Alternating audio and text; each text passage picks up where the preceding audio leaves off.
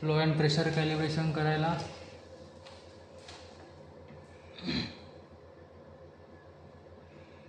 इथं date change नाही केलेली आहे.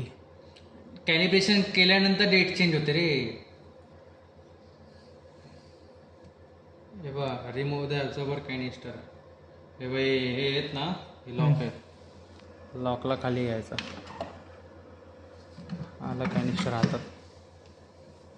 कॅनिस्टर ओपन करायचं आहे,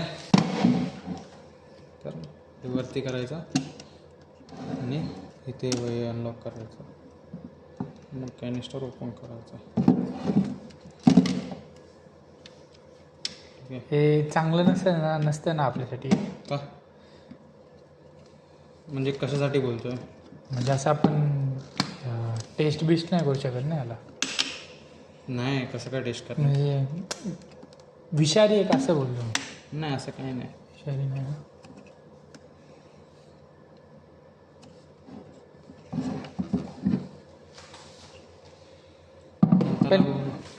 नंतरला बोललं unlatch the breathing system. Unlatch the breathing system. आता कसलं ब्रिदिंग सिस्टम? अनलॅच म्हणजे हे खाली करायचं, ब्रिदिंग सिस्टमला हे दाबून ठेवायचं आणि हळूच खाली घ्यायचं. बघा, हे पूर्ण ब्रिदिंग सिस्टम आहे त्याचा. मग कन्फर्म करायचं, ते ऑटोमॅटिक टेस्ट करणार. हे 2 येल्लो आहेत, ते फ्लो सेन्सर आहेत. हे 2 येल्लो फ्लो सेन्सर म्हणतात त्याला. हे ऑटोक्लेवेबल आहेत, धुवू शकतो आपण यांना. आणि हे APL डायफ्राम याला म्हणतात. हे बॅक वेंट स्विच आहे. नंतरला हे O2 सेन्सर आहे, O2 सेन्सर केबल. आणि ती खाली आहेत, हे बघा, ह्याला बोलतात SIB, sensor interface board. Sensor interface board.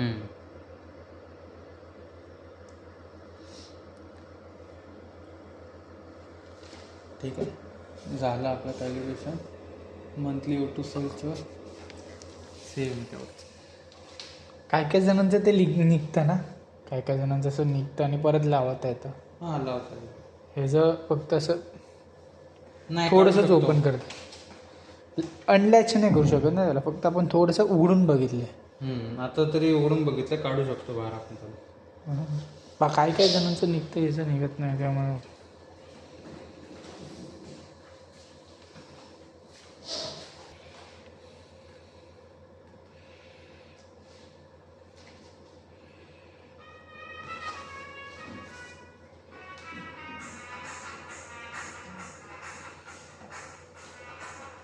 % Calibration होतं. 21% म्हणजे आपल्या एन्व्हायरमेंटमध्ये 21% ऑक्सिजन आहे.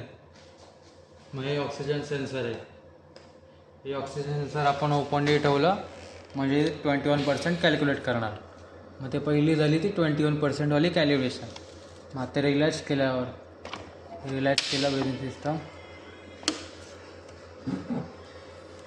कॅनिस्टर लावलं, ते वरती आलं कन्फर्मचं ऑप्शन. कन्फर्म सिलेक्ट करायचं, ओपन पेशंट वर वेंटवर टाकायचं. ते ऑटोमॅटिकली 6 लिटरचा फ्लो देणार. त्या O2 सेन्सरच्या इथून पास होणार 6 लिटरचं O2. मग ते 100% जाणार.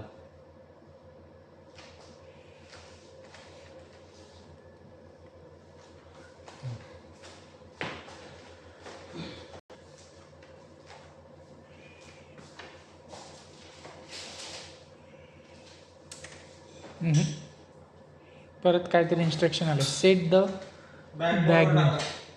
बॅकवर. हां,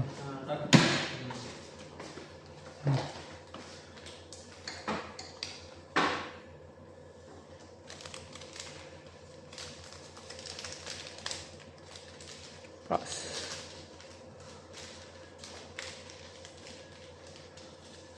बॅक तर काय एअरवे गॅसवर जायचं का आपल्याला?